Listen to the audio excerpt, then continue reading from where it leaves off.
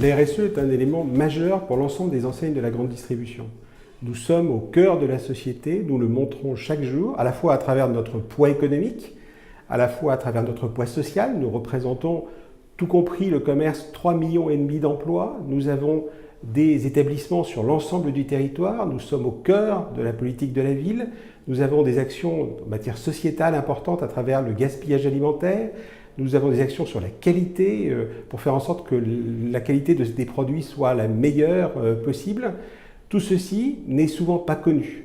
Nous avons besoin de le montrer, c'est l'objectif de cette matinée. Nous donnons chaque année près de 150 millions de repas. Nous représentons 35% des dons alimentaires en France.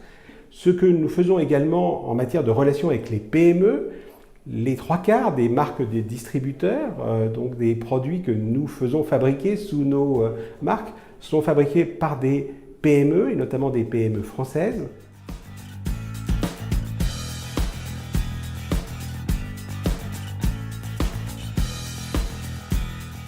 Ouais, ce que je disais ce matin, c'est que le retail fait depuis très longtemps beaucoup de bonnes choses au plan de la RSE, mais ça ne se sait pas. À l'ESSEC, on a décidé de soutenir les initiatives vertueuses pour encourager un peu le commerce à faire un peu plus vite, un peu plus loin, un peu mieux. Et je pense que la matinée, c'est une forme d'aboutissement parce qu'on rend vraiment public, au-delà d'un document qu'on diffusait chaque année, le fait de pouvoir rassembler un peu l'écosystème du commerce et du monde de la RSE autour de la publication de ce 3e baromètre, c'est un pas de plus pour rendre public et puis susciter un peu la confrontation, l'échange, la critique aussi, par rapport à cette démarche de rendre public les progrès d'un secteur et d'un ensemble d'entreprises.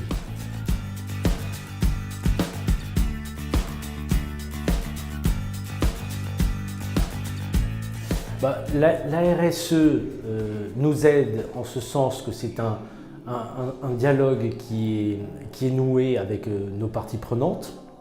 Et donc, nous avons besoin de ce dialogue.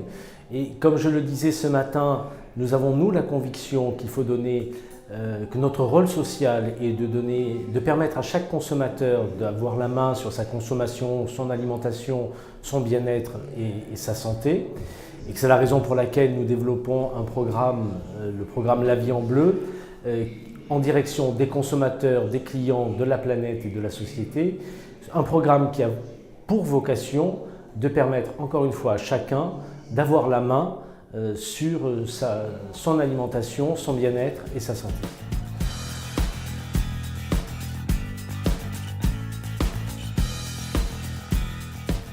Alors moi j'aime bien qu'il y ait des débats autour du mot responsable, parce que je trouve qu'il correspond bien à ce que nous sommes aujourd'hui, la grande distribution, à qui on a fait beaucoup de mauvais procès par le passé.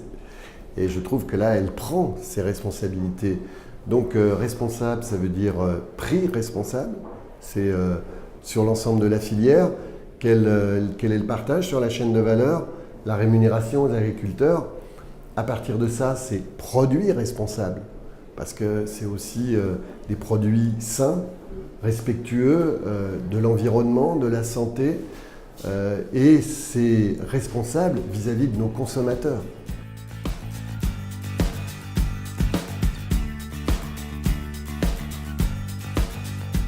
Alors, la RSE, pour le groupe Carrefour, mais pour les autres distributeurs, c'est vraiment un levier d'innovation important. C'est vraiment le moment d'innovation, etc. Mais quand une innovation, elle reste chez un seul distributeur, elle ne transforme pas les marchés. Elle reste chez un distributeur. Donc, on aime bien être les premiers, mais ça ne suffit pas. Donc, nous, ce qu'on s'est dit, c'est qu'il fallait activer une compétition positive entre les acteurs. Et je pense que des matinées comme celle qui a été organisée sur la distribution responsable, c'est comment on active une compétition très positive qui vont vers des produits positifs, entre acteurs, et que ces acteurs-là aient envie de faire, aient envie de partager. Vous voyez, on a donné quelques exemples, mais le lait Équipe Patron arrive d'abord chez Carrefour, on est très fiers de cette innovation. Ensuite, elle arrive chez les autres distributeurs et on transforme le marché. Et ça, c'est un bénéfice pour les producteurs, d'accord, et un bénéfice de transformation du marché.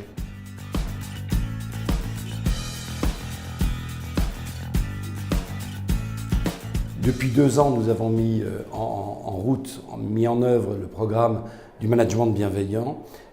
D'abord pour développer les capacités de chacun, son bien-être dans l'entreprise, mais aussi pour lutter contre le stress, qui peut être parfois positif à petite dose, mais qui globalement ne l'est pas.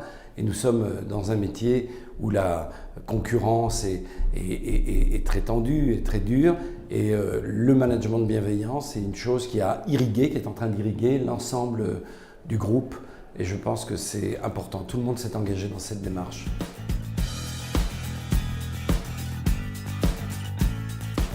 Avec Mathilde, on a travaillé 6 mois sur l'Observatoire de la distribution responsable, donc avec la FCD, avec l'ESSEC et avec Price. Donc pour moi, c'était très intéressant de pouvoir conclure en fait cette année avec la matinée de la distribution responsable, parce que ça rendait un peu vivant tout ce qu'on avait vu pendant l'année, qui étaient des données quantitatives, qualitatives, donc quelque chose de très écrit.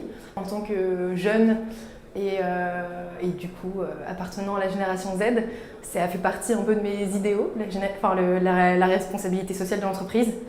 Protéger la planète, je suis un peu née avec. Comme Rachel, c'était vraiment un plaisir en fait d'aboutir ces 10 mois de travail sur une matinée d'échange où il y avait de nombreux distributeurs mais aussi industriels présents, donc ça c'était vraiment intéressant.